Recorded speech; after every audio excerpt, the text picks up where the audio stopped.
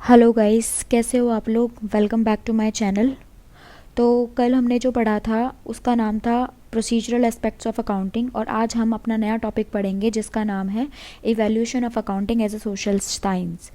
तो guys, first of all, अगर आप लोगों को पिछले पढ़ाए हुए 3 टॉपिक से रिलेटेड कोई भी क्वेरी हो तो प्लीज़ मुझे कमेंट सेक्शन में कमेंट करके ज़रूर बताइए।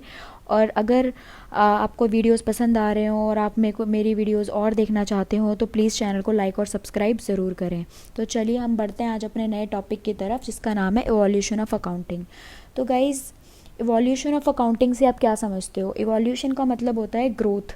तो जैसे एक बेबी की ग्रोथ होती है from the young age to old adult and then old age, वैसे ही हमारा जो अकाउंटिंग है वो भी ग्रो किया है। स्टार्टिंग में जब अकाउंटिंग होती थी तो वो सिर्फ लोगों की ज़रूरत पूरी करने के लिए होती थी। जैसे किसी के पास बहुत सारी प्रॉपर्टी है तो उसका मैनेजमेंट करने के लिए उसने किसी को अपने यहाँ पर रख लिया पैसे पैसे देकर। वैसे ही फिर उसके बाद क्या हुआ, अकाउंटिंग जो है उसको उसका रूप बढ़ता चला गया और उसको एक नए तरीके से देखा जाने लगा। जैसे कि हम आगे पढ़ेंगे। तो आप यहाँ पर देखिए evolution of accounting as a social science. तो इसमें जब फर्स्ट स्टेप जो है, जो इसका पहला फेज़ था, उसको हम बोलते थे स्टेवर्डशिप अकाउंटिंग। स्टेवर्डशिप अकाउंटिंग का मतलब होता है कि to fulfil the needs of wealthy persons accounting की जाती थी। स्टेवर्डशिप का हिंदी में मतलब होता है प्रबंधन, और अकाउंटिंग का मतलब तो आपको पता ही है, लेखांकन होता है। तो प्रबंधन लेखांकन मतलब जब कोई पर्सन जिसके पास बहुत सारा वेल्थ है उसको मैनेजमेंट करने के लिए उसने किसी को अपने पास रख लिया, तो उस टाइम पे सिर्फ मैनेजमेंट के लिए अकाउंटिंग होती थी। तो सिर्फ ज़रूरत के हिसाब से होती थी। तो फर्स्ट फेज़ में सिर्फ ज़रूरत के अकॉर्डिंग जब अकाउंटिंग होती थी तो उसे बोलते थे स्टेवर्डशिप अकाउंटिंग। फिर नेक्स्ट फेज़ आया, अकाउंटिंग का रोल बढ़ा, फाइनेंशियल अकाउंटिंग होने लगी। फाइनेंशियल अकाउंटिंग में क्या हुआ, लोगों का स्कोप बढ़ गया। जैसे कि पहले सिर्फ कुछ लोग रखते थे अकाउंटिंग करने के लिए लोगों को अपने यहाँ पर।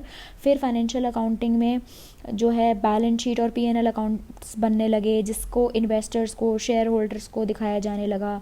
तो फिर फाइनेंशियल अकाउंटिंग का और स्कोप बढ़ गया।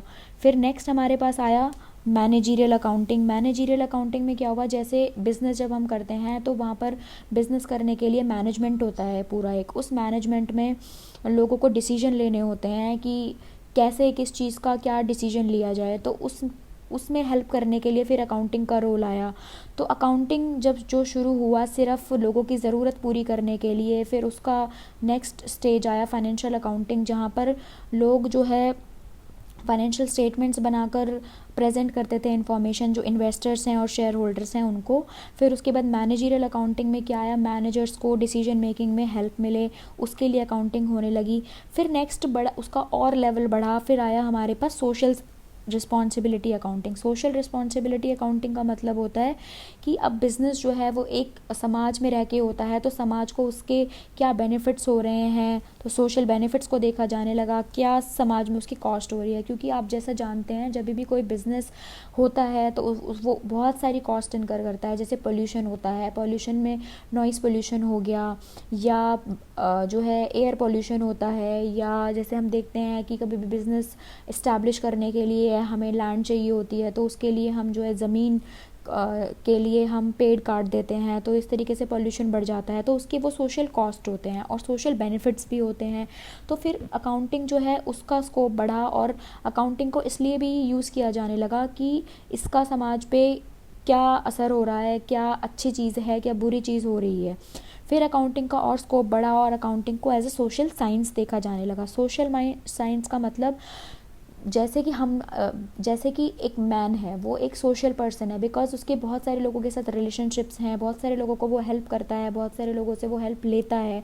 तो वैसे ही अकाउंटिंग भी जो है वो एक सोशल साइंस है। As a member of society बन गया फिर वो, जो सबकी हेल्प करता है। जैसे कि हमने ऊपर 4 स्टेजेस में देखा, वो सबसे पहले वेल्दी पर्सनस की हेल्प करी उसने, फिर बिजनेस स्टैब्लिश करके इन्वेस्टर शेयर होल्डर की हेल्प की, फिर मैनेजमेंट की हेल्प की डिसीजन लेने में, फिर सोशली एक तरीके से सोशल एनालाइज करने में हेल्प किया कि क्या सोशल बेनिफिट है, क्या कॉस्ट है। तो उसको एक तरीके से सोशल साइंस मान लिया गया, means a member of society मान लिया गया। अब देखिए जो हमारे इंस्टीट्यूट ने उसका बताया है, हमारे चार्टर्ड अकाउंटेंट्स ऑफ इंडिया जो इंस्टीट्यूट है उन्होंने भी एक इसके बारे में बताया है। अब हम देखते हैं उसमें क्या है। तो आप यहाँ पर देख रहे हैं जैसे कि in its oldest form accounting aided stewards to discharge their stewardship function, मतलब प्रबंधन करने के लिए जो अकाउंटिंग को यूज़ किया जाता था। वेल्दी मैन एम्प्लॉय स्टेवर्ड्स, मतलब मैनेजर, स्टेवर्ड का मतलब हुआ manager, to manage their property. The steward in turn render an account, तो स्टेवर्ड क्या करता था, उनको मैनेजमेंट करके देता था। तो ये फर्स्ट स्टेज थी जिसने stewardship accounting was rude of financial accounting system. फिर हमारे पास दूसरा अकाउंटिंग का ग्रोथ हुई अकाउंटिंग की, from stewardship accounting to financial accounting. अब फाइनेंशियल अकाउंटिंग में क्या हुआ, फाइनेंशियल अकाउंटिंग क्यों हुई, to safeguard the interest of shareholders and investors, disclosure of financial statements mainly profit and loss account and balance sheet and other accounting information was moulded by law, because financial statement gave periodic performance report by way of profit and loss account and financial position at the end of a period by way of balance sheet। क्योंकि business में बहुत सारे लोगों का interest होता है, share holders का होता है, इन्वेस्टर्स का होता है, जो देखना चाहते हैं कि हमें बिज़नेस में क्या प्रॉफिट हुआ, तो वो उन्हें प्रॉफिट एंड लॉस अकाउंट बना के मिल जाता है जो कि फाइनेंशियल अकाउंटिंग का पार्ट है। और वैसे ही वो देखना चाहते हैं कि एक पर्टिकुलर डेट पे हमारे बिज़नेस की क्या पोजीशन है, तो वो उन्हें जो है वो बैलेंस शीट बना के पता चल जाती है, और बैलेंस शीट भी जो है फाइनेंशियल अकाउंटिंग का पार्ट है। फिर इसके बाद जो है वो third stage I, third evolution हुआ अकाउंटिंग का, जिसमें क्या था, in the third phase accounting information was generated to aid the management decision making. In particular it contributed a lot to improve the quality of management decisions, because जब management के पास पूरे साल के रिकॉर्ड्स होंगे कि हमें क्या प्रॉफिट एंड लॉस हुआ, क्या हमारी बिजनेस की आज की डेट पे पोजीशन है, तो वो एक बेटर डिसीजन मेकिंग की कैपेसिटी में होंगे कि वो अच्छा डिसीजन मेक कर सकें। तो इसके लिए उनको फाइनेंशियल अकाउंटिंग में ने बहुत हेल्प की, और फिर मैनेजरियल अकाउंटिंग हो गया ये। फिर जो उसका फोर्थ इवैल्यूएशन हुआ as a social responsibility accounting हुआ, जिसका एम क्या था कि ये देखना कि सोशल कॉस्ट क्या इनकर हुई है और बेनिफिट्स क्या क्या हुए हैं जो कि बिजनेस ने क्रिएट किए हैं।